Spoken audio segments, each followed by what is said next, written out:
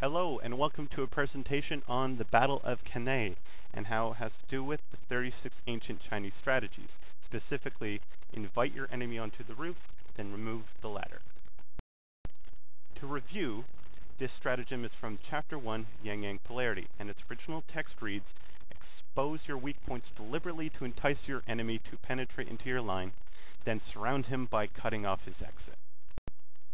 Key features are you entice your adversary to enter your area of control, you cut off your adversary's escape routes, and this disadvantages your adversary and motivates your people. Here we have the two forces that we'll be facing off today at the Battle of Cannae, Hannibal's forces versus the Romans.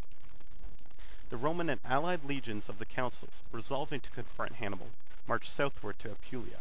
They eventually found him on the left bank of the Apulius River and encamped 6 miles away. On this occasion, the two armies were combined into one, the councils having to alternate their command on a daily basis. The consul Varro, who was in command on the first day, was a man of reckless and hubristic nature, and was determined to defeat Hannibal.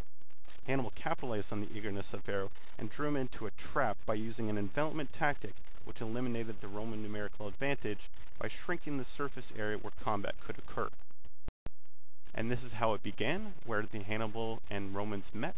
Hannibal's forces were in a semicircular configuration, and the cavalry were ready to face off to the right of the two armies. Hannibal had drawn up his least reliable infantry in a semicircle in the center with the wings composed of the Gallic and Numidian horse. The Roman legions forced their way through Hannibal's weak center, but the Libyan mercenaries in the wings, swung around by the movement, menaced their flanks. And here we can see how the very first combat had begun by the Libyan mercenaries, which broke before the Romans' forces, and however the more advantaged Gallic and Numidian horse continued up the side of the flank, and this began the surrounding tactic, and finally was in the shape of a V roughly, where Hannibal's forces had cut off the flank of the left and right side of both the Romans and the front, leaving only the back their main exit.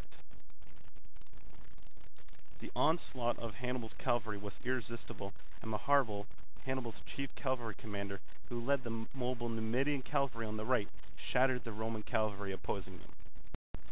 And here we have the Numidian cavalry and the Carthaginian cavalry facing off against the Romans and subduing them quite easily.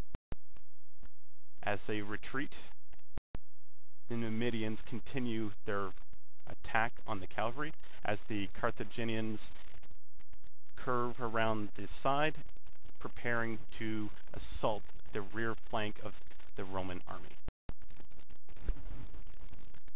Hannibal's Spanish and Gallic heavy cavalry, led by his brother Hanno, defeated the Roman heavy cavalry, and then both the Carthaginian heavy cavalry and the Numidians attacked the legions from behind. As a result, the Roman army was hemmed in with no means of escape. Due to these brilliant tactics, Hannibal, with much inferior numbers, managed to surround and destroy all but a small remnant of this force. Depending upon the source, it is estimated that 50,000 to 70,000 Romans were killed or captured at Cannae.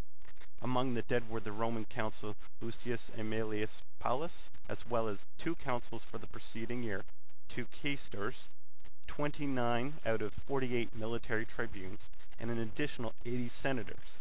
At that time, when the Roman Senate was comprised of no more than 300 men, this constituted 25 to 30% of the governing body of Rome. This makes the Battle of Cannae one of the most catastrophic defeats in the history of ancient Rome, and one of the bloodiest battles in all of human history, in terms of the number of lives lost within a single day. And it is a perfect example of how the ancient Chinese stratagem worked.